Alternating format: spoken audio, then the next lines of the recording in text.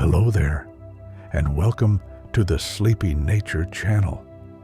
Here is something that will gently surprise you before you drift off tonight. There are places on this earth where it has rained fish, not a storm of thunder and lightning, just a soft, ordinary-looking rain that brought with it small, silver fish tumbling from the clouds and landing on roads, in gardens, on the rooftops of sleeping houses. People have stepped outside after the rain and found frogs sitting in puddles that were not there the night before. Frogs that fell quietly from the sky. This is not a legend. It is not a fairy tale. Scientists have recorded it. Newspapers have reported it. Ordinary people going about their ordinary days have looked down and found the extraordinary resting at their feet. Tonight, we are going to sit together with this quiet wonder. We are going to trace the gentle physics behind it, the soft spinning of air over water, the slow patience of clouds, the way gravity always, eventually, brings everything home. We will move slowly through this story, the way night moves, without hurry, without noise, with nothing but the soft company of something true. So settle in, pull your blanket a little closer, and let the world outside grow quiet. There is a place where the air and the water touch. You have felt it before, even if you have never named it. Standing at the edge of a lake on a still evening, you can sense the two worlds meeting, the cool, heavy breath of the water below and the open, moving air above. They are always in conversation, those two. A long, slow conversation that has been going on since before the first fish swam and the first frog sang at the edge of the first pond. Most of the time, that conversation is gentle. The water gives a little of itself to the air, tiny droplets rising so slowly you cannot see them, and the air gives a little of its warmth back. It is the quietest kind of exchange, the kind that asks nothing of you and expects nothing in return. But sometimes the air decides to dance. It starts small, the way most extraordinary things do. A patch of warmer air rises from the surface of a lake. It is lighter than the air around it, so it lifts, the way a soap bubble lifts when you blow it from your hand. As it rises, cooler air rushes in beneath it to fill the space it left behind. And that cooler air, eager, rushing, begins to spin. This spinning is what the world of science calls a vortex. But you do not need that word tonight. What you need is the image. A slow, turning column of air, like the lazy spiral of cream stirred into a warm cup. Just a breath of rotation at first, barely there. You would not notice it if you were standing on the shore. You might feel a small stir of wind, a tiny ripple moving across the water's surface in a circle rather than a line. A dragonfly might lift from a reed and hover, uncertain, for a moment. A lily pad might turn just slightly, as if glancing over its shoulder. That is how it begins. The world has a habit of building its most astonishing events from the quietest starting points. A single snowflake that begins an avalanche. A single raindrop that starts a river. A single breath of spinning air over a sun-warmed lake that will, eventually, lift a fish into the sky. But we are in no hurry to get there. The night is long, and the story unwinds slowly, like a river finding its way through soft ground. For now, just rest with the image of that first gentle spin. The lake is still. The light is golden and low. The air above the water is just beginning, barely beginning, to move in a circle. And somewhere beneath the surface, a small fish is swimming through the green-lit water, knowing nothing of what the air above is planning. The water is so clear near the surface that you can see the shadow of a cloud passing overhead. The fish tilts up for a moment, looks at the light, and then turns back to the quiet dark of the deeper water. Everything is peaceful, everything is ordinary, and yet something is gathering. The spinning column of air is growing. It has found more warm air rising from the lake's surface, and it is feeding on it the way a flame feeds on a breath of wind, not growing louder, but growing taller. It is reaching upward now, stretching toward the clouds that have been building quietly all afternoon on the horizon, gray and soft and patient. Far away, you can hear the very faint, very low sound of distant thunder. Not close, not threatening. Just a reminder that the atmosphere is alive and breathing, that it has moods and movements and its own kind of slow intention. You are breathing slowly now too, in through the nose, easy and long, out through the mouth, soft as mist. The lake holds the reflection of the clouds. The fish swims on, the air spins higher, and the evening settles around all of it, gentle as a blanket. If you are enjoying drifting along with this story, feel free to leave a comment below. It always means so much to know you are here. And if you would like more nights like this one, our full playlist of sleepy nature stories is waiting for you whenever you need it. Let us sit with water for a moment. Not rushing water, not dramatic water, just the quiet, ordinary surface of a lake on an afternoon when the clouds are building and the air is beginning to move.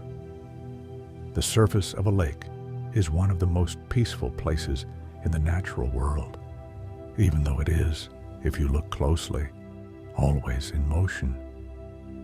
Even on the calmest day, the surface of water is not truly still. Tiny waves, smaller than your fingernail, ripple out from every insect that touches down, every fish that surfaces, every breath of air that passes. The whole surface is alive with these miniature conversations, small, soft, constant. Scientists who study water surfaces have given these tiny ripples a name: capillary waves. They are driven not by wind, but by surface tension, the thin, invisible skin that water forms at the boundary between itself and the air. You have seen surface tension at work if you have ever watched a water strider walk across a pond. Those long-legged insects do not break the surface.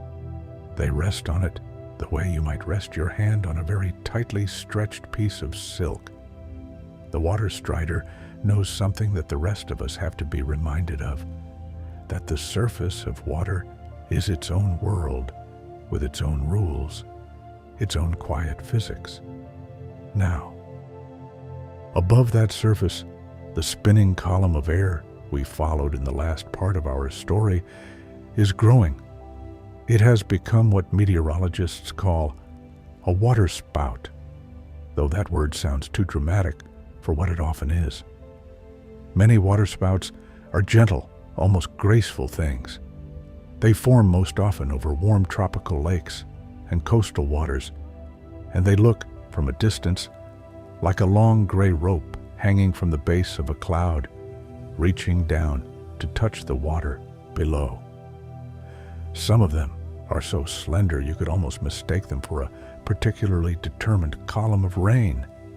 They spin, yes, but slowly, the way a dancer spins when she is just warming up, turning in lazy circles rather than sharp, urgent ones. The water beneath a forming waterspout begins to show what is called a dark spot, a disk of disturbed water that rotates with the wind above it.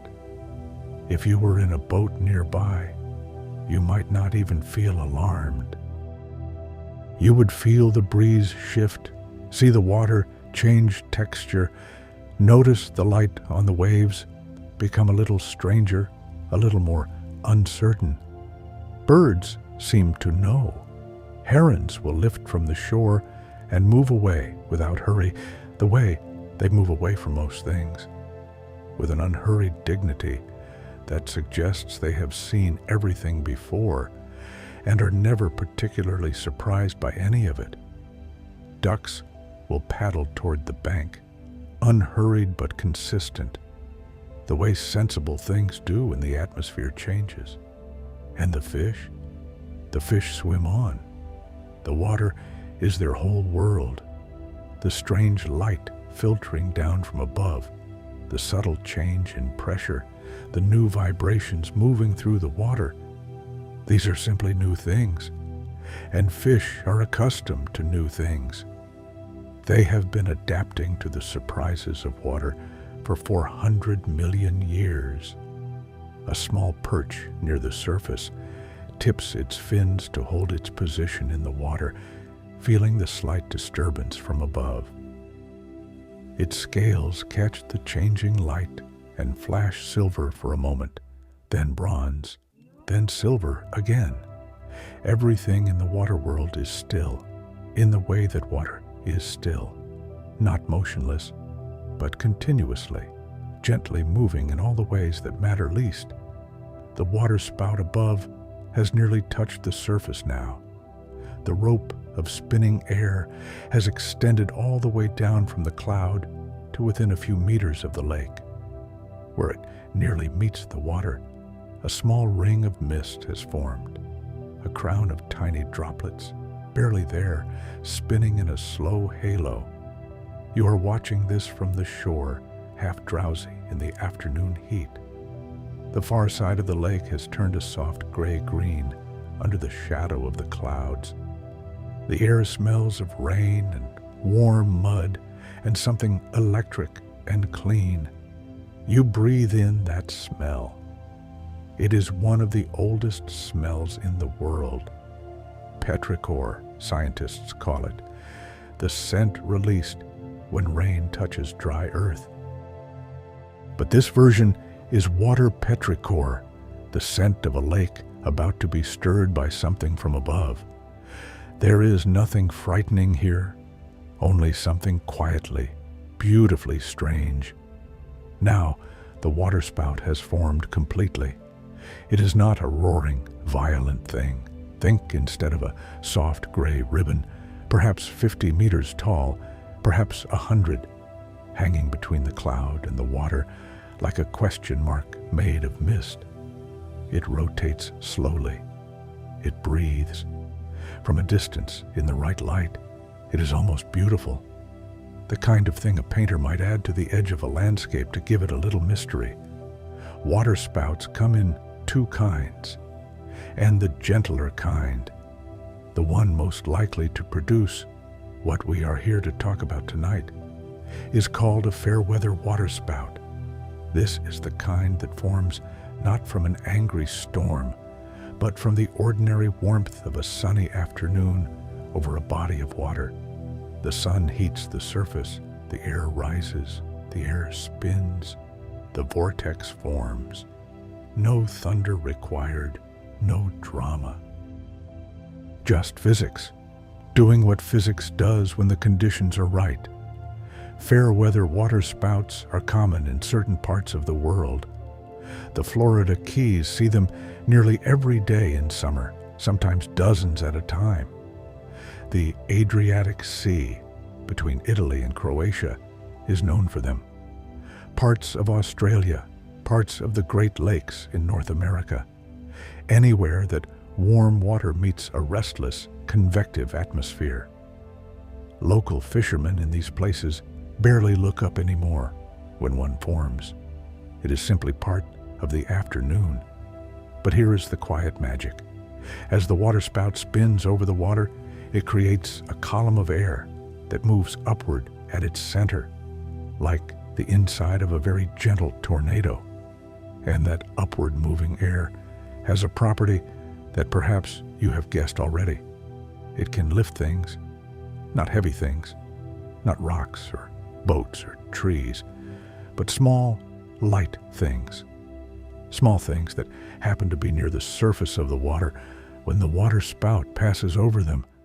Small fish, tadpoles, frogs, aquatic insects, water plants, all of it drawn upward, slowly, in the rotating column of air, the way the leaves at the bottom of a stirred cup of tea rise to the surface. Imagine being that fish.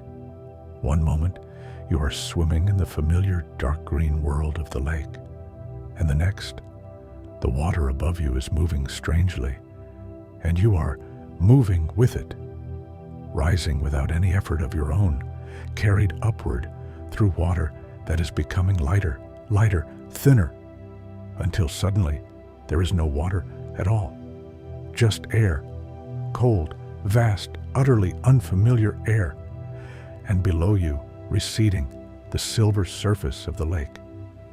Scientists who have studied this phenomenon, and yes, there are scientists who study exactly this, believe that most of the animals lifted by waterspouts survive the experience, at least initially. Fish can survive briefly out of water, especially if they are surrounded by moisture and the air is cool. Frogs, of course, are even more adaptable. They breathe through their skin as well as their lungs, and a wet frog in cool air is in no immediate distress. So there they are, briefly suspended in the sky, floating in the mist inside the waterspout, surrounded by droplets of water carried higher and higher into the base of the clouds. It is one of the strangest sentences in all of natural science. Fish, briefly, become creatures of the sky. Take a slow breath here. Let that image settle. The cloud above, soft and gray, inside it, gently tumbling in the mist and the slow spin of the air. Small silver fish, patient and dreamlike, waiting for gravity to remember them. Let us think about clouds for a moment. Clouds are, in one sense, nothing more than water. Very small droplets of water, or in colder clouds, tiny ice crystals suspended in the air because they are so light that the air holds them up the way water holds up a feather floating on its surface. Each droplet is perhaps 1/100th of a millimeter across. 100 of them laid side by side would be thinner than a human hair. And yet, clouds are among the largest structures that nature makes. A single ordinary cumulus cloud, the kind that looks like a soft white cauliflower on a summer afternoon, might contain 500,000 kilograms of water. That is the weight of 500 small cars, held suspended above your head by nothing more than the upward movement of warm air and the miraculous smallness of each individual droplet. Inside a cloud, it is not dark the way you might imagine. It is gray and white and diffuse, like being inside a fog. The light comes from everywhere and nowhere. Sound is muffled. The air moves gently in all directions at once, and each breath you might take would taste of nothing at all, just cool, wet air, clean and empty of any scent. Our fish, carried upward by the waterspout, enter this cloud world. They have never been cold before. The deep parts of a lake can be cool, but the surface where small fish tend to swim is warm in summer. Sun-warmed, life-warm. The cloud is different. It is the cold of high altitude, the cold of the upper atmosphere, that particular gray and ancient cold that the sky keeps above the warmth of the earth. The fish do not understand this cold, but they feel it. Their fins slow, their movements become smaller, quieter. They are still alive, still breathing after their fashion. but they have entered a kind of suspended state, wrapped in the mist of the cloud, neither in water nor fully in air. Meanwhile, below them, the storm is doing what storms do. The water spout that lifted them has already perhaps begun to weaken. Water spouts are not long-lived things. Most of them last only a few minutes, 10, 15, occasionally longer, but rarely more than an hour. They are born quickly and they die quickly, dissolving back into the ordinary air the way a soap bubble dissolves back into nothing. As the waterspout weakens, the upward column of air that held the fish begins to lose its energy. The fish, still suspended in the cloud, are now held up by nothing more than the general convective turbulence inside the storm, the up and down drafts that churn inside any large cloud system. But clouds, like all things, eventually release what they hold. The same laws of physics that created the waterspout and lifted the fish now begin to work in reverse. The cloud is cooling, the updrafts are slowing. The tiny water droplets inside the cloud are growing heavier, collecting on each other, joining, growing from hundredths of a millimeter to tenths of a millimeter to millimeters, until they are heavy enough to fall. Rain. And with the rain, slowly, gently, in a way that no one standing below could predict or prepare for, the fish begin to fall too. The fish are falling now, mixed in with the ordinary raindrops, tumbling through the gray air toward the earth below. They are small. Most of the fish recorded in historical accounts of animal rain are very small, young fish, the kind that swim near the surface in large numbers and are easy to lift. They fall at roughly the same speed as large raindrops, slowed by the air, turned by the wind. From below, you would not see them coming. You would only hear the rain beginning, feel the first drops on your skin, smell that electric and mud smell of a summer storm. And then, perhaps, you would hear something slightly different in the sound of the rain on the ground. Not quite the soft patter of water, something more solid, something that sounds faintly like small objects landing on wet grass. And you would look down. If this story is helping you drift toward sleep, I would love to hear from you in the comments. And don't forget, there is a whole playlist of nights like this one, ready whenever you need a little quiet. There is a town in Honduras called Lloro, and every year, sometimes twice a year, it rains fish. The people of Lloro have been watching it happen for so long that they have given it a name, Lluvia de Peces, the rain of fish, and they celebrate it.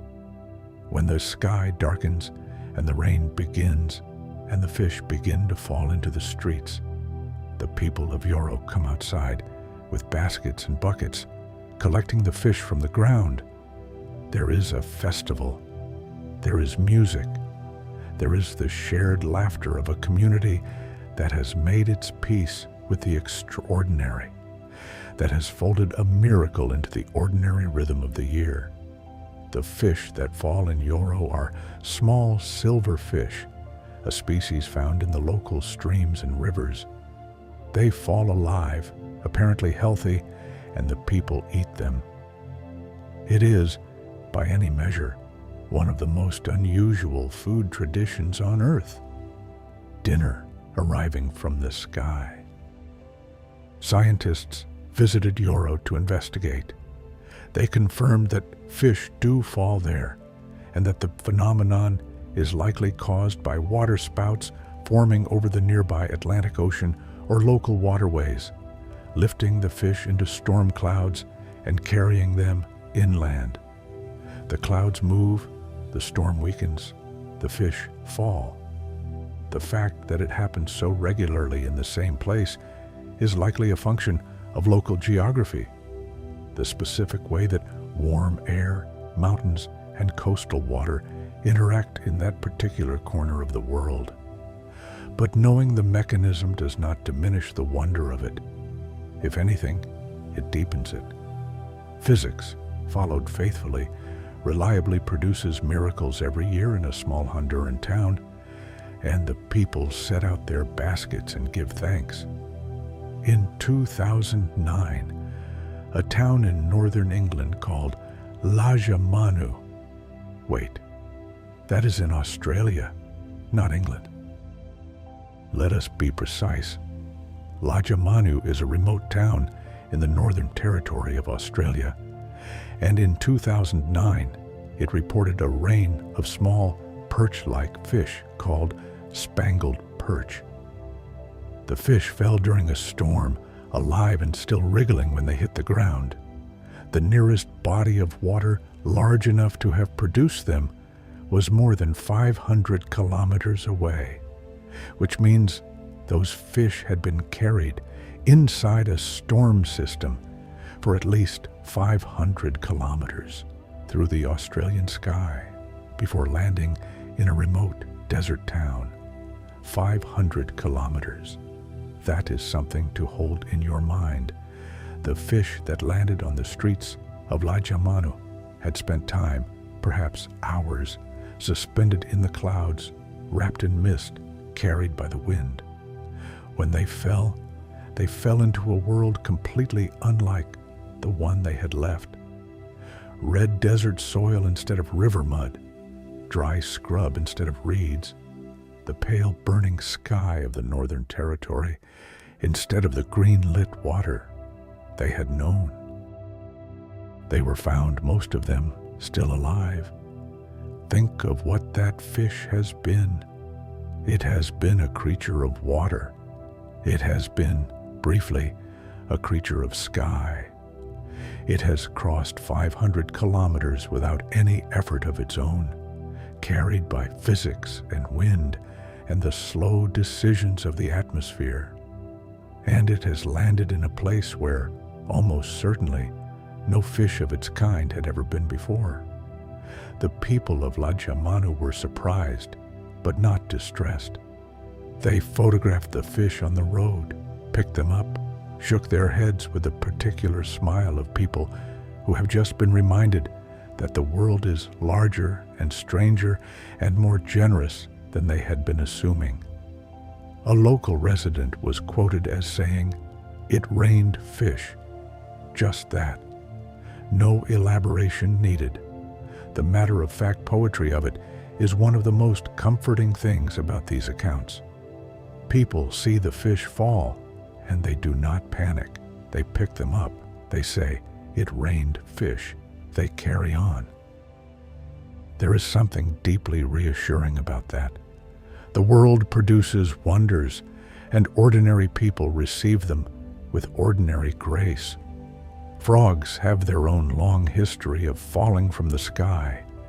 If anything, frogs may be even better suited to the experience than fish. A frog is a creature that lives in two worlds already. It begins its life as a water creature, swimming as a tadpole through the green, shadowy world beneath the surface. And then it grows legs and lungs and walks out of the water into the air. Every frog has already made the journey between worlds once. A second journey, this time upward, is merely a different kind of crossing.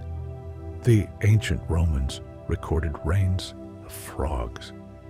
The phenomenon appears in historical documents from Greece, India, France, Germany, and Japan.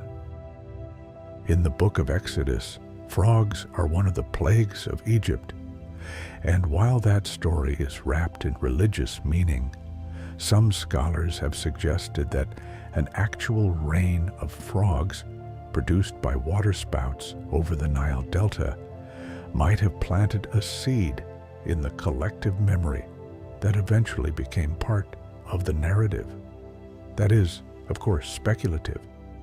But It is the kind of speculation that makes you look at old stories with new eyes. More recently, and more verifiably, a rain of frogs fell on the town of Odzaci in Serbia in 2005. The frogs were small tree frogs, the kind that live near water and are light enough to be lifted easily by an upward column of air. They fell during a storm, carpeting the streets, landing on windowsills, sitting in gardens with the calm demeanor that frogs generally maintain regardless of circumstances.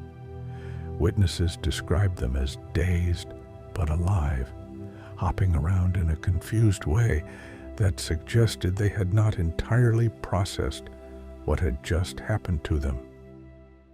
This seems reasonable. There is no evolutionary preparation for falling from a cloud. The frog equivalent of a confused shrug is probably the appropriate response.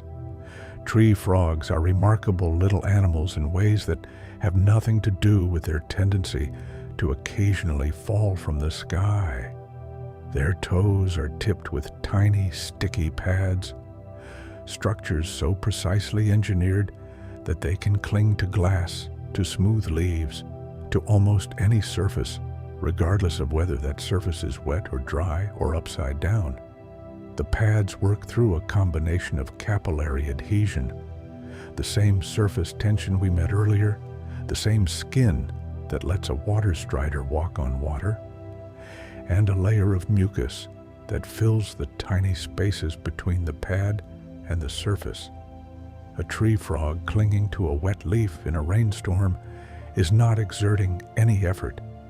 It is simply resting against the surface, its specialized toes doing all the work, holding it there with the quiet insistence of physics. Some species of tree frog are also able to slow their metabolism significantly in cold conditions. They enter a state called torpor, a kind of light, breathing sleep that is not quite hibernation, but shares some of its qualities. Their heart rate slows, their breathing slows, their body temperature drops toward the temperature of the air around them. They are still alive, still whole, but very far from active. A tree frog lifted into a cold cloud might, in a strange way, be quite comfortable, wrapped in mist, slowly spinning in the updraft, its body cooling into torpor. It might be, in its own small way, simply asleep, sleeping in the clouds, waiting, without knowing it was waiting, for the storm to end and gravity to bring it home. Let that thought carry you a little further toward your own rest. The frog in the cloud, the fish in the mist, the slow, patient turning of the air, everything moving toward the moment when it all comes gently, gently down. Let us think about how the earth receives things that fall from the sky. There is a moment, you have felt it surely, when rain begins. Not when it is already raining, but the exact moment of transition. The air changes quality. A coolness arrives that is different from ordinary coolness. It has moisture in it, and movement, and something almost like intention. The light shifts, shadows deepen, and then the first drop falls. That first drop, wherever it lands, on a leaf, on the soil, on the surface of a pond, announces something. It says, the sky is giving something back. Everything that the sun drew up from the rivers and lakes and oceans over the warm months is returning. The water is coming home. Rain is, in this sense, one of the most perfect cycles in nature. Water evaporates from the surface of the earth. It rises into the atmosphere. It cools. It condenses. It forms clouds. And then it falls. Back to the rivers, back to the lakes, back to the ocean. Back to the roots of trees that will draw it upward again. Back to the leaves that will breathe it out through their pores in the warm afternoon. The same water molecule that is falling on your face right now may have been part of a glacier in Iceland 1,000 years ago, or part of a tropical rainstorm in the Amazon, or part of the ocean where the first fish swam 400 million years back in the deep time of the world. Water does not stop moving. It changes shape, liquid, gas, ice, but it never disappears. It is one of the most patient travelers in existence, and on certain extraordinary occasions, it carries passengers. The fish that fall with the rain are, in a way, part of this same ancient cycle. They were lifted from the water by the same forces that lift the water itself. They traveled in the clouds the same way water travels in clouds. And they fell back to earth with the rain, following the same gravity, the same arc, the same faithful return that water makes every time. There is something comforting in that. The fish are not anomalies. They are not glitches in the system. They are participants, however involuntary, in the same great cycle that moves all water, all weather, all life. The ground that receives them is prepared to receive them.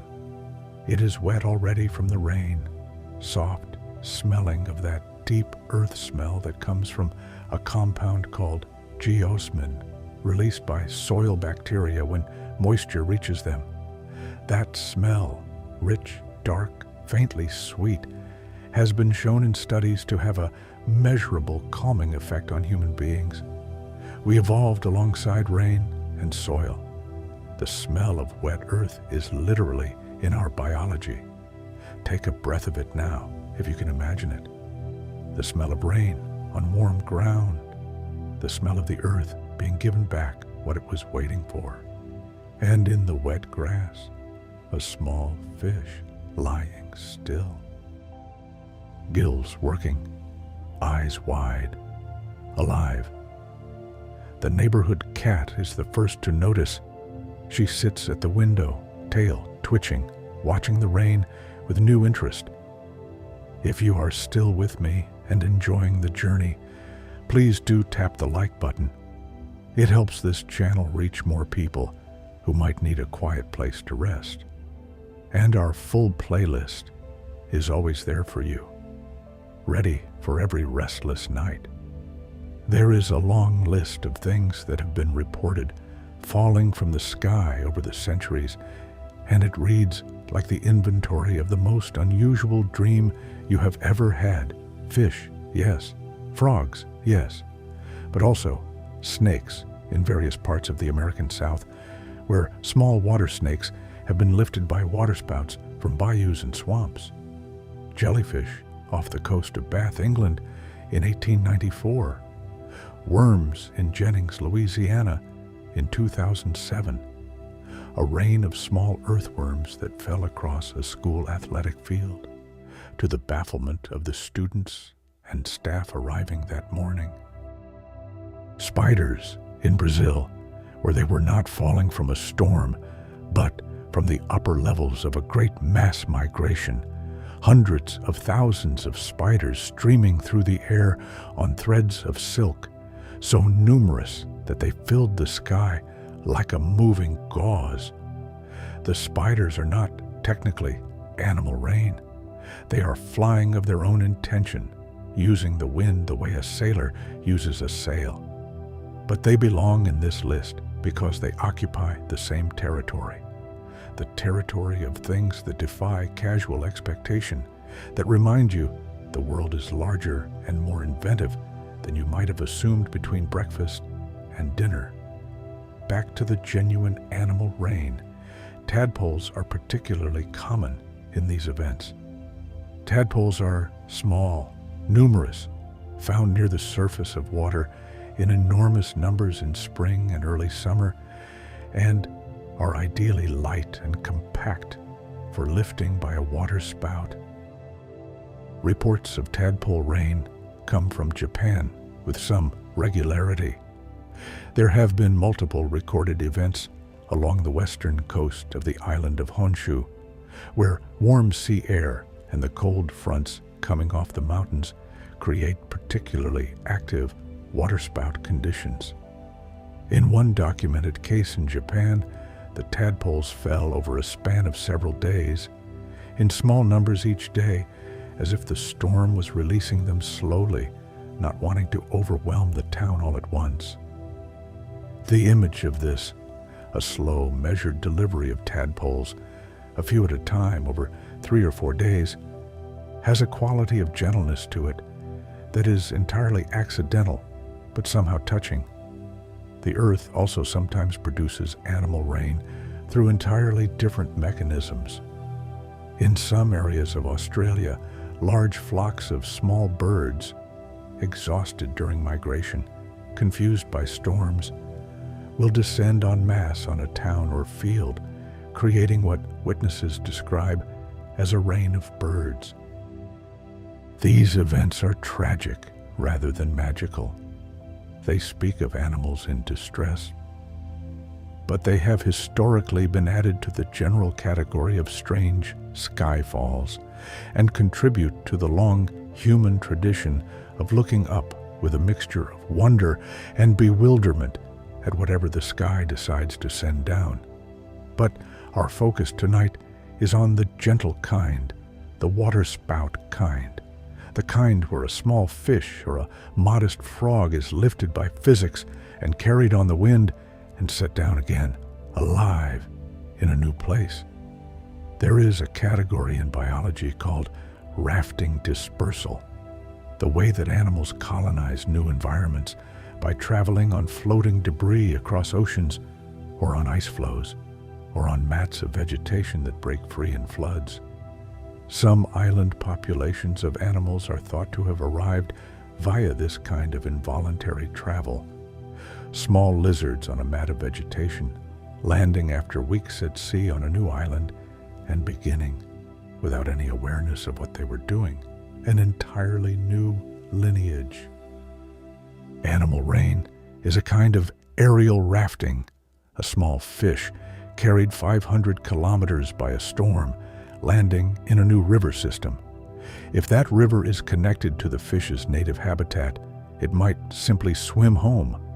If it is not, it might stay, might thrive, might, over generations too long for any individual to imagine, become the ancestor of a new local population. The sky, occasionally, does the work of a migration. The place where science and ancient story overlap is always interesting to stand in. Animal rain has been recorded as long as humans have been writing things down. Pliny the Elder, the Roman scholar who compiled a natural history of everything he could learn about the world in the 1st century of the Common Era, wrote matter-of-factly about rains of frogs and fish. He did not seem particularly alarmed by them. He cataloged them the way he cataloged everything else, with the interested calm of a person who has decided that the world is endlessly remarkable and has made peace with that fact. In many cultures, animal rain was interpreted as an omen, usually a portent of something unusual, something about to change. Fish falling from the sky were sometimes seen as a sign of abundance, of blessing, of the gods providing food in an unexpected way. In a community that fished for its survival, finding fish on the ground after a storm was genuinely welcome, regardless of what the philosophers said about its meaning. The Inuit of the Arctic, living in a world where the sky was a constant and intimate presence. The aurora borealis, the midnight sun, the long polar night, had a detailed understanding of sky phenomena. Their traditional knowledge included observations of waterspout-like events in Arctic summer, when the relatively warm sea met cold air and created spinning columns that could lift water and occasionally small sea creatures. Indigenous communities along the Gulf Coast of North America had specific words for storm events that brought fish onto land. Some of these words translated roughly as the sky giving fish, with a grammatical construction that implied neither surprise nor alarm, simply description. That matter-of-factness is, again, one of the most beautiful things about these accounts. The world produces fish from the sky, and the response is, yes, that is a thing that happens. Here are the fish. Let us cook them. There is a version of wisdom in that response that modern life sometimes lacks. We have so systematized our expectations of the natural world that genuine surprise can feel threatening, as though a deviation from the expected script means something has gone wrong. But the people of Yoro in Honduras, setting out their baskets for the Lluvia de Peces, have understood something fundamental. The world is not required to behave predictably, and that is not a problem. It is simply the nature of a world large enough to contain waterspouts and frogs and 500-kilometer storm journeys. Let the unpredictability of the world be a comfort tonight, rather than an anxiety.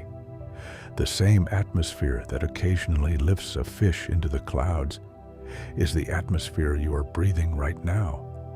The same water cycle that carries those fish is carrying the moisture in every breath you take. You are part of the same system, an enormously complex, endlessly surprising, fundamentally gentle system that has been running for 4.5 billion years without once forgetting to keep things going. Breathe in. The air has been around the world. It has been in the lungs of whales and hummingbirds and ancient Romans and the fish that fell on Honduras last year. It has been inside clouds. It has been part of waterspouts. And now it is in you. Let us come down from the clouds for a moment and sit with the aftermath. The storm has passed. In the small town of, let's say it is somewhere in the south of France, a sleepy town with old stone walls and lavender in the garden, and a river running through the valley below.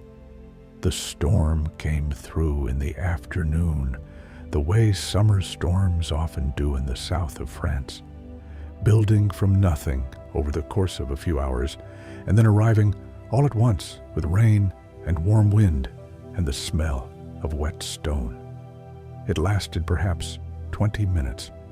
Then it passed, as summer storms always do, leaving the air clean and cooler and the ground steaming slightly in the returning sun.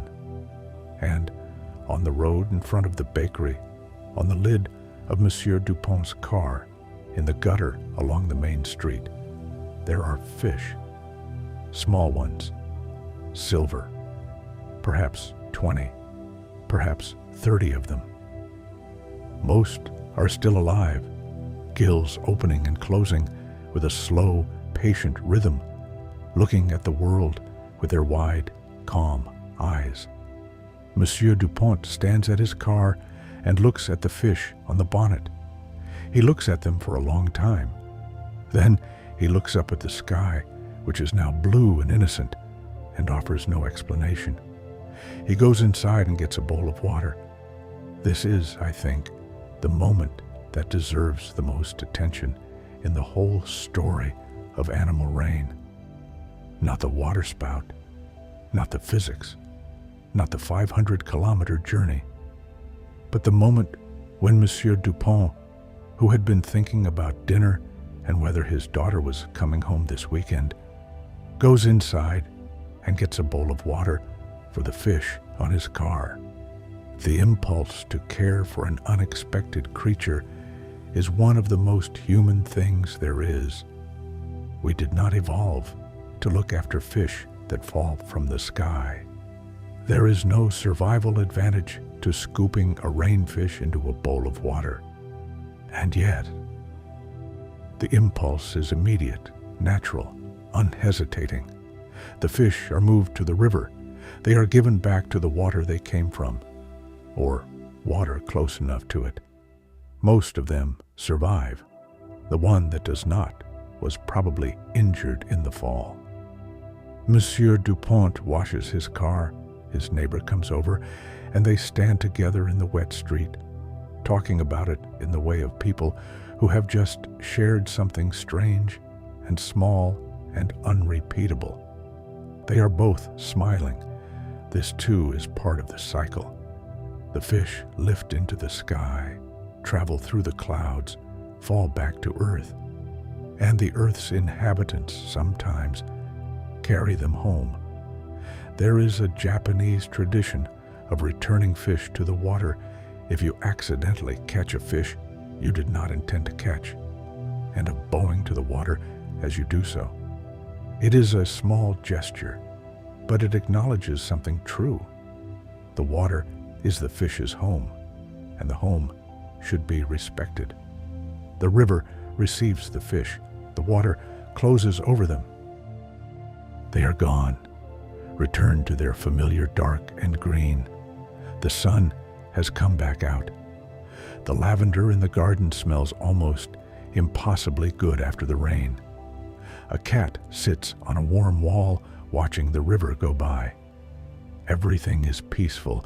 Everything is ordinary again, except that something extraordinary happened today, and everyone in the town will remember it and tell it to their children and add it to the small treasury of improbable true things that make this world more interesting than it strictly needed to be. Sweet dreams are made of exactly these kinds of things. Please do check out the rest of our Sleepy Nature playlist. There are many more nights like this one waiting for you there. Water has a memory in its own way. Not the kind of memory that stores experiences and recalls them. That is a human kind of memory. Water's memory is structural. The way a river remembers a path through rock, carving it over thousands of years until the path is permanent. The way the ocean remembers the shape of the coastline it has been wearing away for millennia. The way a fish's body, evolved over hundreds of millions of years in water, remembers in its scales and fins and gills and the exact salinity of its blood, the nature of the water it came from. The fish that fall from the sky carry that memory with them. Their bodies are water, tuned to water. The precise chemistry of their native lake or river is reflected in the chemistry of their blood. When they land in a new body of water, there is a period of adjustment, a quiet recalibration, as their bodies make sense of the new salinity, the new temperature, the new mineral content. Most of them manage. Fish are remarkably adaptable, which is part of why they have been on Earth for so much longer than we have. The study of how animal reign might have contributed to the spread of species across geography is a genuinely live field of research. Scientists who study freshwater fish distribution, the question of how the same species of fish ended up in river systems separated by mountain ranges or stretches of dry land, have in some cases pointed to historical storm events as a possible explanation. Waterspout transport over thousands of years might have functioned as a slow biological ferry, moving species from one watershed to another. This is patient science. It works with distributions and genetics and the slow accumulation of evidence. But it has a quiet poetry to it. The idea that the fish in your local river might be there, in part, because of a storm that happened 500 years ago, and a waterspout that crossed a mountain range, and a fish that fell into a tributary and swam upstream and found the water good. The world writes its history in the distribution of species. Every animal in every place arrived there somehow, by walking or swimming or flying or being carried. Every population is the result of a journey, however long ago, however unlikely. Some of those journeys happened through the sky, the atmosphere, which we tend to think of as simply the air we breathe and the weather we experience, is also a transportation system. Birds use it intentionally, riding thermals and jet streams to move across continents. Insects are carried vast distances by wind. Monarch butterflies follow the same wind corridors every year across North America. Spiders, as we noted, sail on silk. Seeds travel in every direction, carried by birds or wind or the legs of passing animals, and occasionally a fish. The sky is not as empty as it looks from the ground. It is constantly in motion, carrying things: pollen, spores, dust, moisture, seeds, and from time to time, the small silver bodies of fish sleeping in the mist of a passing cloud. It is late now, wherever you are. The sky outside your window is probably dark. But somewhere in the world, a storm is building over a lake. Somewhere, the air is beginning to spin. Somewhere, a fish is swimming near the surface, not yet knowing that tonight it will briefly become a traveler. Let us return to the water spout itself one more time and simply watch it. You're on the shore of a warm lake. It is late afternoon. The light is golden and slanted, and the air has that particular heaviness that comes before a storm, thick and warm and waiting. The water is perfectly still near the shore, reflecting the amber sky. Further out, a slight darkening of the surface shows where the wind is moving, and there, perhaps a kilometer away across the water, is the waterspout. It has fully formed now, a column of gray-white mist, perhaps 20 or 30 meters across, reaching from the surface of the lake all the way up to the base of the cloud above.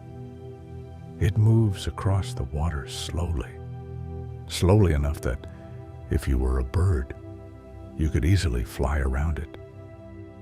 It makes almost no sound from this distance, just the soft rush of the general wind, the lap of small waves against the shore, the distant murmur of thunder that never quite arrives. The base of the waterspout, where the spinning air meets the water, is surrounded by a skirt of spray. Mist fans outward from the point of contact, catching the low afternoon light, and for a moment, the whole thing glows, gray and gold and silver, turning slowly beautiful in the way that purely natural things often are, not designed to be beautiful, but beautiful nonetheless. Watch it for a while. You are perfectly safe here on the shore. The waterspout is moving away from you, moving slowly north across the lake, tracking some invisible line in the atmosphere that only it knows about. A heron stands in the shallow water 15 meters to your left, watching the waterspout with the same calm curiosity with which it watches everything. It does not move. Its patience is geological. The waterspout has been spinning for perhaps 10 minutes now.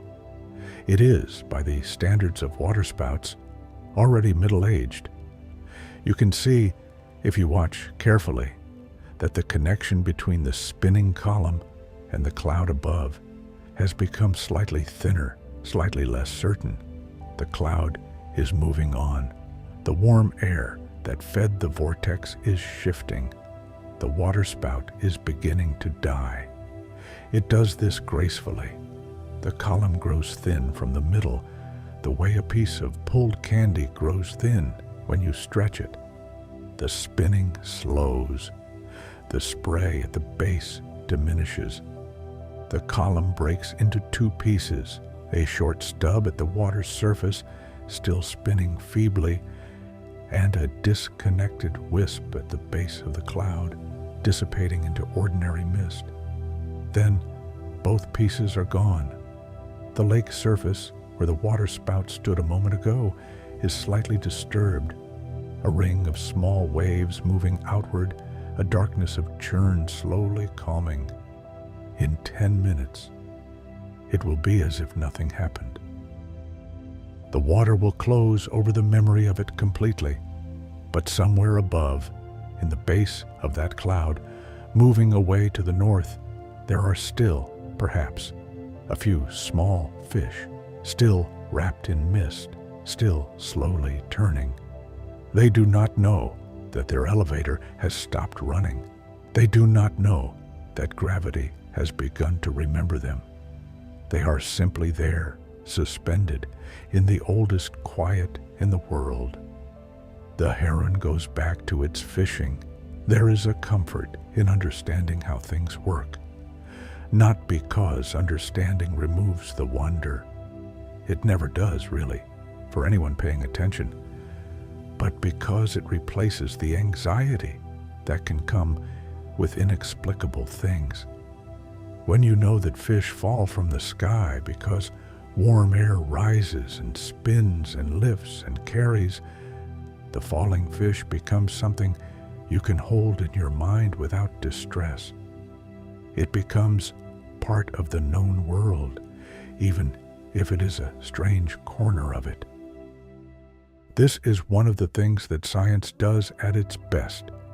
It makes the world larger without making it more frightening.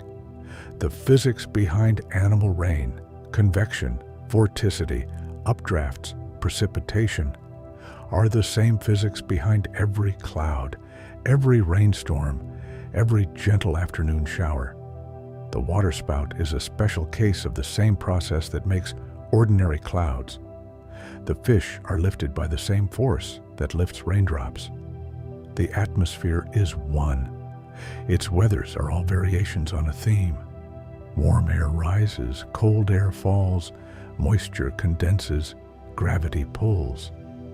The thunderstorm and the light afternoon drizzle and the waterspout are all the same instrument, played at different volumes and in different keys.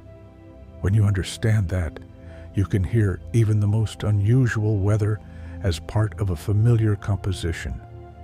The storm that brings fish is playing a dramatic variation on a theme you have heard 1,000 times. The tune is recognizable even in its strangest form.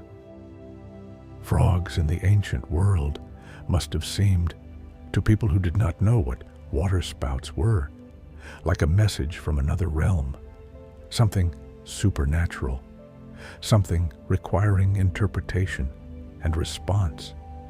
And so they were interpreted and given meaning and woven into stories and religious traditions that lasted for thousands of years. We still tell those old stories. We still read the accounts in the ancient texts with something like recognition. The frogs falling on Egypt, the fish raining on Rome, the showers of tadpoles in medieval France. They are part of our collective inheritance, part of the long human project of making sense of a world that is sometimes very strange. Now we understand the mechanism, but we have not lost the stories. We have just added another layer to them, the layer that says yes. And this is how it happened.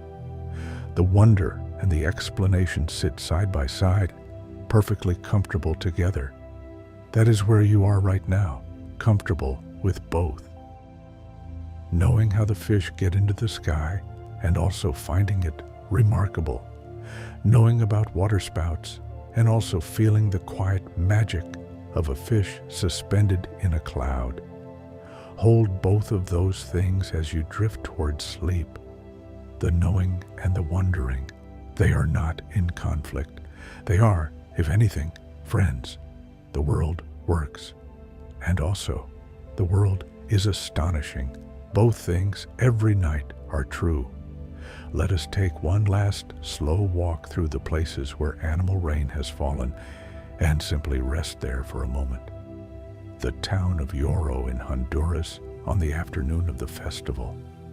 Somewhere in the distance, you can hear music, a guitar, a few voices, nothing urgent. The street is wet from the storm that has just passed. The cobblestones shine in the returning sun, and across them, everywhere, the small silver fish, caught up now in baskets and bowls in children's hands, still alive, still cool from the sky. A child, 5 years old perhaps, is holding a fish in her cupped hands, looking at it with the complete, unself-conscious wonder that only children bring to the world. The fish looks back at her. Its eye, round and dark, reflects her face. She's not frightened. She is enchanted. This is the best thing that has ever happened. She carries it to the fountain in the square and releases it into the water. The fish is gone in a moment, into the green shadow below the lily pads. She watches the place where it disappeared for a long time, long after there is anything left to see. Now, the beach at some northern Australian shore, early in the morning after a night storm. The sand is wet and darkened with rain. The sea beyond is calm again, silvery in the early light, the storm gone south. And along the tide line, among the usual cargo of seaweed and shells, a line of small jellyfish, not washed up from the sea. The tide did not come this far. They fell here from the waterspout that crossed the beach last night while the town was sleeping. They are translucent, the jellyfish, and the morning light comes through them with that particular softness that only comes through living things. Each one is a small lantern lit from behind by the early sun. A shorebird, a turnstone, small and busy, steps around them with the pragmatic care of a bird that has learned to be interested in everything without being overwhelmed by anything. Now, a field in Japan in spring after the frogs have fallen. The field is wet rice paddies in long flat terraces that step down toward a river valley. The frogs are everywhere, small green tree frogs sitting on the surface of the water, on the earthen banks between the paddies, on the road at the edge of the field. An old farmer walks through them in rubber boots, stepping carefully, unhurried. He has seen this before. His grandfather saw it. His grandfather's grandfather saw it. He walks to the barn, and the frogs sit in the wet field, and the morning comes on slowly, and the herons come from the river to feed, and everything finds its ordinary rhythm again, as everything always does, after even the most extraordinary night. These are gentle places, gentle events, the world producing its strangest moments in its quietest way, and ordinary life receiving them with ordinary grace. You can rest now.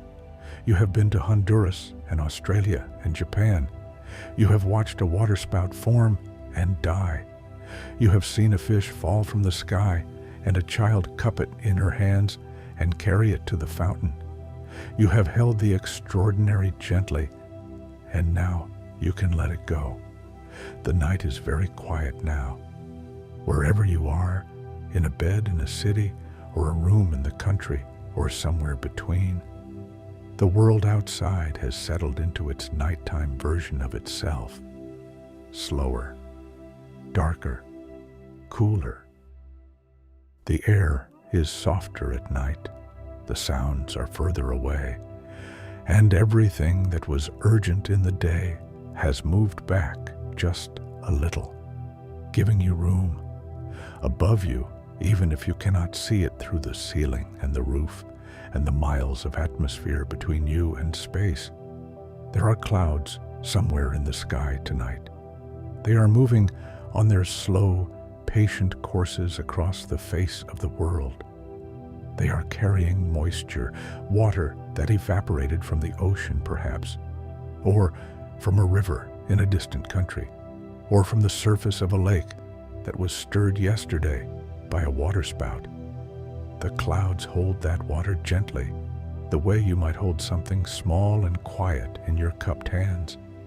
And then, when the time is right, they let it fall back to the earth, back to the rivers and the lakes and the ocean, back through the roots of trees and up through the leaves and out into the air again. The cycle never stops. It never gets tired. For 4.5 billion years, the water of this planet has been making that same journey over and over, up and down, ocean to cloud, to rain, to river, to ocean again. The same water, the same faithful return. You are part of that cycle too. The water in your body has been in clouds, has fallen as rain, has run in rivers, has been part of the sea. Some of it, perhaps, has passed through a waterspout.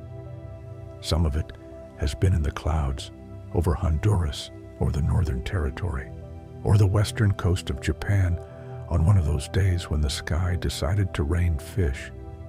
All of it is here now, warm and quiet, at rest in you. There is nothing you need to do tonight. The clouds are moving without your help. The water is cycling without your attention.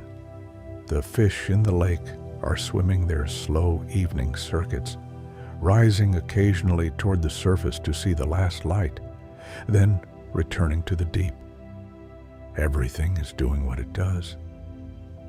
And you can simply be still. If this story has brought you any peace tonight, I would love to hear about it in the comments. Knowing that these words found you and helped you rest is the whole reason this channel exists. And if you would like more nights like this one, please do explore the full Sleepy Nature playlist. There are many quiet corners of the world waiting there for you, full of rain and stars and patient creatures living their gentle lives. Close your eyes now, if you have not already. Feel the weight of the blanket. Feel the support of the surface beneath you. Feel the slow rise and fall of your own chest. The same breath that has been breathing in living things since the first fish came to the surface of the first ancient sea and tasted the air. The sky is quiet tonight. No waterspouts, no traveling fish, just the slow drift of clouds across the dark and the stars behind them, and somewhere out there, a lake lying perfectly still, reflecting the sky. There is a particular quality to the air just before a waterspout forms that those who live near tropical water learn over years to recognize. It is not quite the same as the air before an ordinary storm. Ordinary storm air has a kind of pressure to it, a leaning in, a heaviness that you feel behind your eyes and in the joints of your fingers. That is the barometric pressure dropping, the atmosphere literally becoming less dense around you as the storm system draws near. Waterspout air is different. It is lighter somehow than it should be, warmer near the surface of the water than a few meters above it. The light takes on a particular quality, not darker, but somehow more concentrated, the way light looks through water. Fishermen in the Florida Keys describe it as the afternoon going very still, and then very alive in the space of a few minutes. A pelican will stop fishing. That is the surest sign, the old fishermen say. When the pelicans stop fishing and simply sit on the water, watching the horizon with their ancient, unhurried eyes, Something is gathering in the air above. The pelicans have been reading the atmosphere for 30 million years. They know things about the sky that no instrument has yet been built to measure. When the water spout forms, the pelicans lift from the water as one, a slow, unhurried lift, as if they simply decided that this particular patch of water was no longer interesting, and they would find another.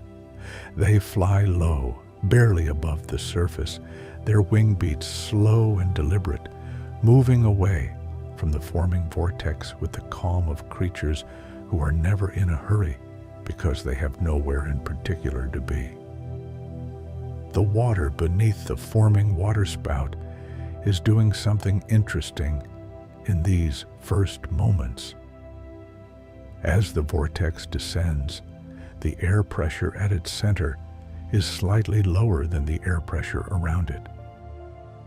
This means the water surface directly beneath the funnel is pushed upward very slightly, not dramatically, not visibly from a distance, but measurably. A few centimeters of water lifted by nothing more than the difference in air pressure rising to meet the spinning column of air that is reaching down toward it. The water and the air reaching for each other, each moving toward the other by the same laws of physics, the same patient logic of pressure and density, and the slow pull of atmospheric gradients. And in that narrow column where they finally meet, that narrow ring of mist and spray at the base of a forming waterspout, there is, briefly, a place that is neither water nor air, a boundary, a threshold, the kind of place that does not stay in existence for long, but while it does, it is one of the most extraordinary places on the surface of the earth. It is the doorway, the place where water becomes sky. The small fish near the surface do not know about the doorway. But some of them, in these moments, swim upward. Perhaps it is the slight change in pressure. Perhaps it is the strange light. Perhaps it is simply chance, the ordinary, perpetual upward and downward movement of fish near the surface, which has been going on since fish first learned to inhabit the sun-warmed shallows of warm lakes. Some of them arrive at the surface just as the doorway is there, just as the threshold is open, and they pass through it. Sleep is its own kind of threshold, you know. The place between waking and dreaming is a boundary too, a narrow shifting place where the logic of the day grows thin, and the other kind of logic, the older kind, begins to take over. You are in that place now, perhaps, or approaching it. Let yourself approach it. The doorway is open. The air on the other side is cool and soft and full of quiet. Let us spend some time with the ocean.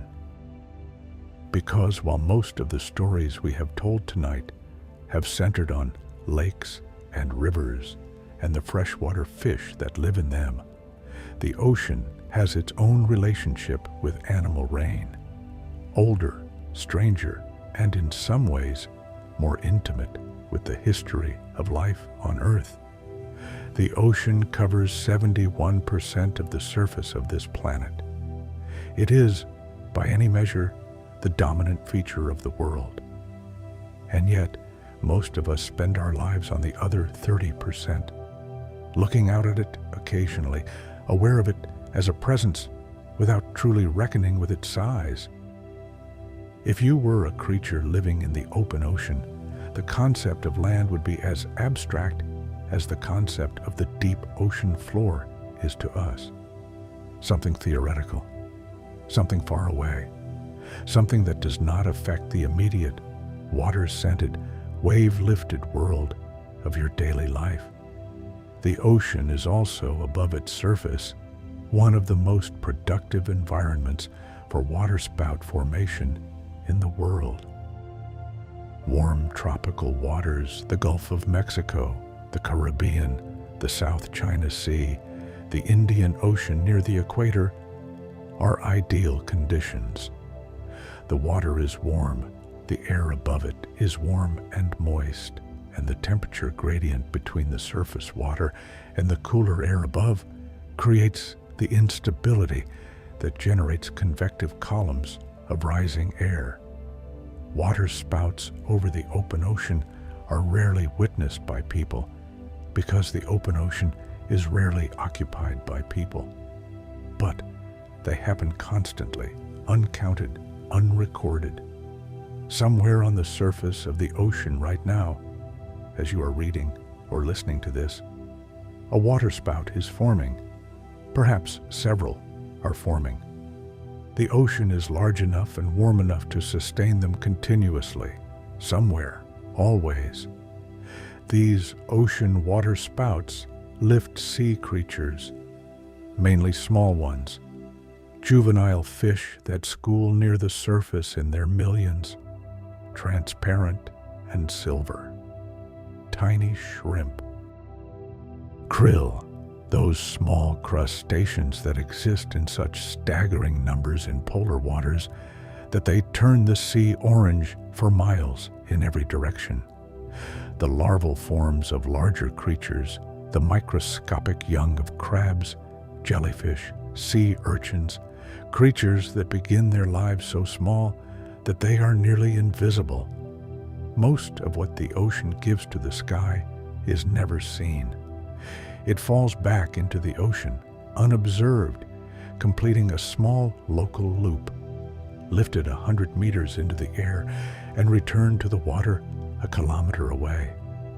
Oceanic animal rain that no one witnesses. Weather that belongs entirely to the sea. Occasionally, however, a storm carries ocean creatures to land. And this is where the story of animal rain intersects with something even more ancient. The question of how the first sea creatures colonized the land. We know from the fossil record that life emerged from the ocean, that the ancestors of every land creature alive today, every insect, every reptile, every mammal, every bird, once lived entirely in water and made, over millions and millions of generations, the slow transition onto land, the first fish to breathe air, the first amphibian to walk on legs, the first creature to lay an egg on land rather than in water. This transition was gradual. It took tens of millions of years, but it required at every step creatures venturing into a boundary zone, the edge between water and air, the shallow tidal zones where water and land overlapped, the wetlands where neither world was entirely dominant. Animal rain did not cause this transition, but it is a faint echo of it. The fish that falls from the sky and lands in a new body of water is doing, in miniature and involuntarily, what the ancestors of all land life did deliberately and incrementally over millions of years. It is crossing the boundary. It is arriving somewhere new with no map and no plan, and making do. Life has always been good at making do. There is a sound that rain makes on different surfaces, and each one is distinct. On broad leaves, the leaves of a magnolia, say, or a banana plant in a tropical garden, rain makes a sound like soft applause. Each drop is large and full, and the leaf is wide enough to gather several before they overflow at the edges and run down to the ground. The sound is generous. It fills a space without dominating it. On the surface of still water, rain makes a completely different sound. Each drop hits the water and creates a tiny crater, and the crater collapses back and sends up a thin column of water, a water crown so small you can barely see it. And then a single small bubble forms and pops. The sound of rain on water is a continuous, layered percussion, thousands of tiny pops and splashes overlapping, creating something that is almost musical without quite becoming music. On soil, rain makes almost no sound. It is absorbed almost silently into the dry ground. The sound is a soft exhalation, the ground breathing in. On stone, old stone, the stone of a courtyard or a garden wall, rain makes a sound that is somehow the most comforting of all. Sharp and clean, each drop distinct, the stone holding its shape unchanged, while the water runs off it in thin sheets. Stone and rain have been having this conversation for as long as there has been stone, which is nearly as long as there has been rain. Our falling fish are making their own sound tonight, somewhere in the world. The sound of something small and silver arriving on wet ground. It is not a sound you would recognize immediately. Not quite rain, not quite anything else. Something unexpected. Something that makes you stop and look down. The people who have heard this sound and understood what it meant, the people of Yoro, the farmers of rural Japan, the coastal communities of Honduras and Australia, who have passed accounts of fish rain down through generations, describe a feeling that is hard to categorize. Not fear, not really surprise after the first moment. Something more like the feeling of being let in on a secret, of being present at something that most of the world would not believe if you told them. There is a gift in that, even if it arrives in an unusual wrapping. The scientific literature on animal rain, and there is scientific literature on it, careful and thorough and written in the measured language of people trying to explain something that sounds implausible without losing their professional credibility, describes the aftermath of these events with similar quietness. The fish are collected. Some are still alive. The conditions of the storm are noted. Photographs are taken, graphs. Local people are interviewed. The accounts are cross-referenced with weather data from the day. And then the paper is published, and the fish become data, and the data becomes part of the record of a world that is larger and stranger than any individual can fully hold in mind. But before all of that, before the photographs and the data and the careful scientific language, there is just a person standing in the rain, looking down at a fish on the wet ground, with the unmistakable feeling that the world has just winked at them. The world does wink sometimes, quietly, without explanation, in the middle of an ordinary afternoon. If this feels like the kind of channel you want to find again on a restless night, do bookmark it or add it to your playlist. We will always be here when the world is too loud and you need somewhere soft to rest. Let us think about what it means to travel without knowing you are traveling. The fish in the waterspout has no concept of distance. It has no concept of sky or cloud or storm. It has no fear of the cold because it has never been cold before and has no framework for recognizing cold as dangerous. It simply is, present in each moment, responding to each sensation as it arrives, without the weight of anticipation or retrospect that colors every moment of human experience. There is something to learn from that, perhaps. Not that we should abandon our ability to anticipate and remember. Those capacities are part of what makes us who we are. But the fish travels through the most extraordinary journey of its life without suffering from it, without dreading the moment of the fall because it cannot imagine the fall coming, without mourning the lake it left behind because it does not know it has left.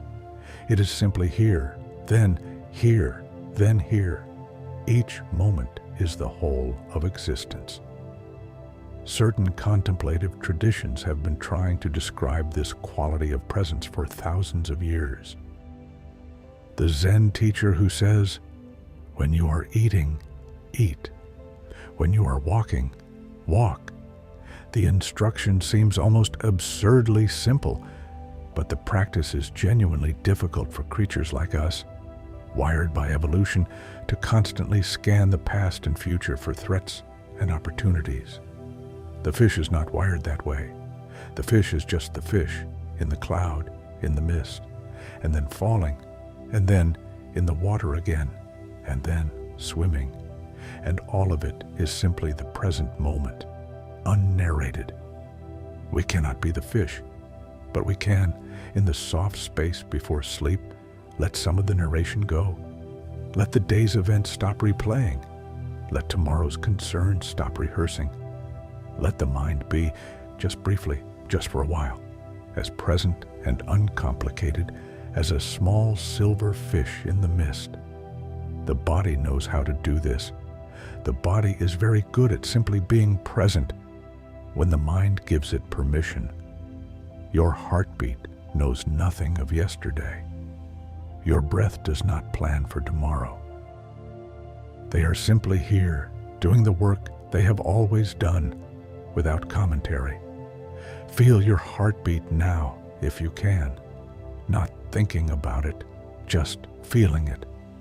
The steady, patient drum of it, going on and on, without any assistance from you, without requiring your attention or your concern. That heartbeat has been going on since before you were born, when you were still inside your mother, and your heart was a small, new thing learning its rhythm. It has been going on through every day you can remember, through every night you have slept, through every storm and every quiet. It has never once forgotten to keep beating. You are that well looked after. The fish falls from the cloud.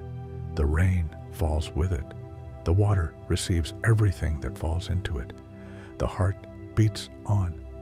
Everything is already doing exactly what it needs to do.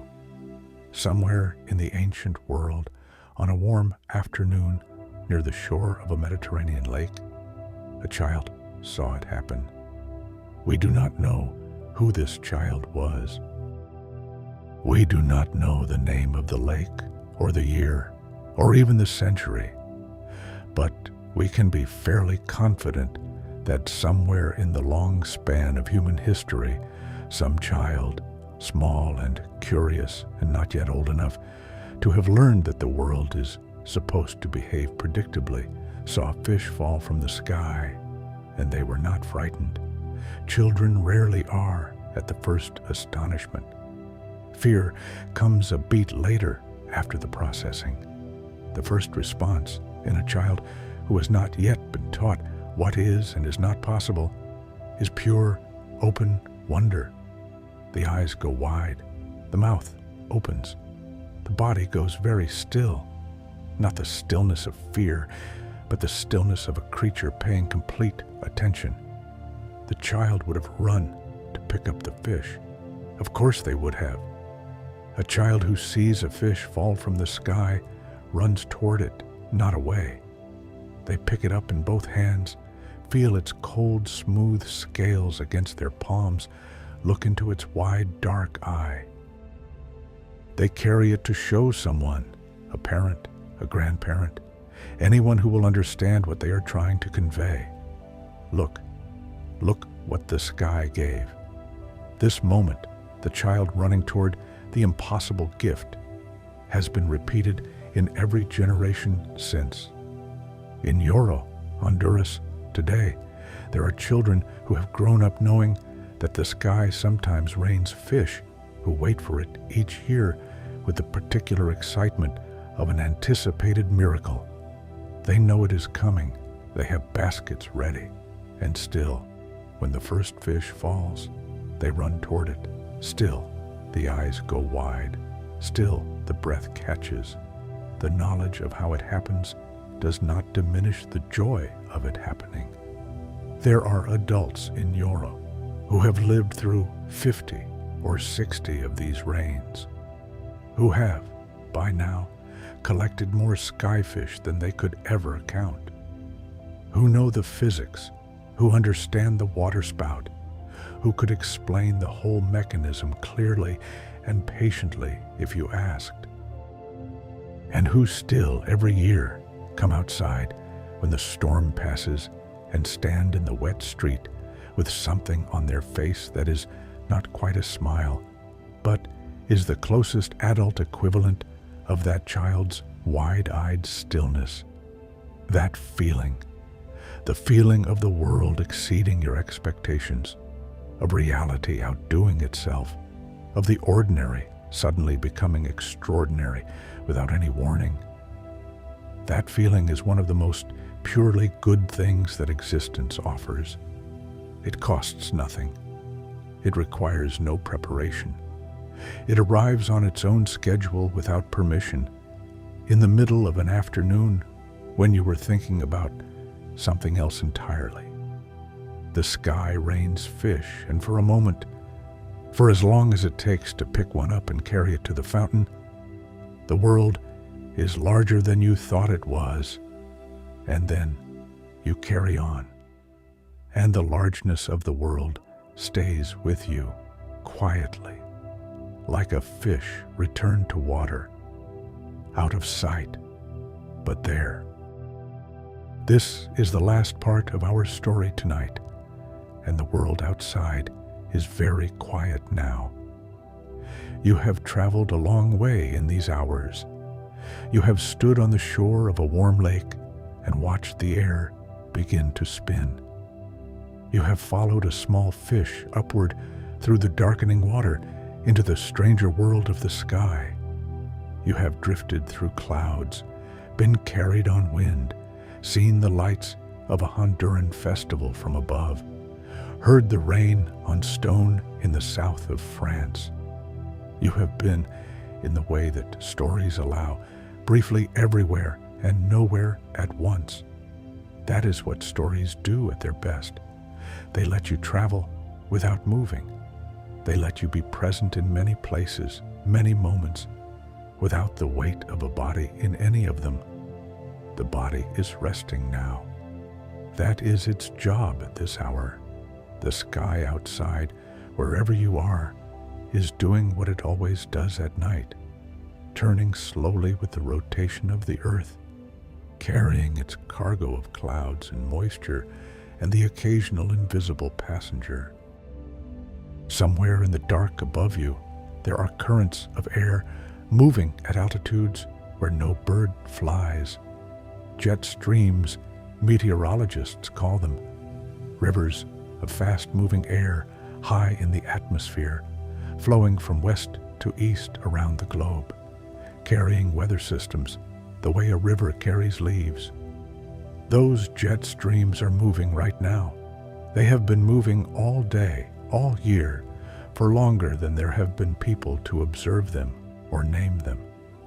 They will be moving tomorrow and next year, and long after any of us are here to feel the wind they create when they dip low enough to touch the surface of the world. The atmosphere is one of the most reliable things on Earth. Not predictable. No one who has ever tried to forecast weather would call it predictable, but reliable. It shows up every day doing its work, moving heat from the tropics toward the poles, moving moisture from the oceans toward the land, cycling and cycling and cycling the way a heart cycles, without rest, without complaint, without any need for our attention or our gratitude. It is enough sometimes to simply lie in the presence of all this reliable industry. The atmosphere working above you, the soil breathing below you, the water cycling from ocean to cloud, to rain, to river, and back. All of it going on without you, not needing you, not requiring anything from you, at this hour except simply to be alive inside it. You are alive inside it. That is, if you let yourself feel it, one of the most extraordinary things there is. There is a fish somewhere in the world right now, swimming in a lake or a river in the green-lit water near the surface.